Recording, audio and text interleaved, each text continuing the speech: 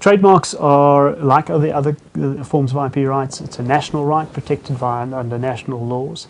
Their rights arise generally out of two ways. I'll talk about South Africa in two ways. In a lot of Africa, it's just one way, i.e. you must file in order to get protection for your trademark. The other way, that does apply in South Africa, but in other forms, it also protects a reputation in a name. So in other words, you haven't filed to protect your name at the local trademarks office, but you have a reputation in the name. The law will protect you while what we call law called unfair competition or passing off. It protects any kind of distinctive feature of the business. The most common form is the name or slogan. It is vitally important, I would say, to get it registered, one, because it's fairly inexpensive, and the second thing is that a reputation is a nebulous thing. It's also quite, there's an element of risk that the judge might not accept that there's a reputation, and there's an element of cost in showing that you have a reputation if you ever were to enforce the brand or the trademark, and therefore registration cuts that all out. You effectively have a title deed to your brand that you can show in front of the judge, and you get various forms of protection and much wider protection under the Trademarks Act.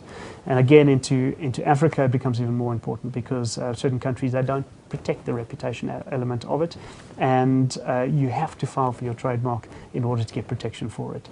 In terms of how long it lasts, almost without doubt within Africa and even in South Africa, there is an administrative backlog at the national agencies that put these brands on the register to show that they're yours.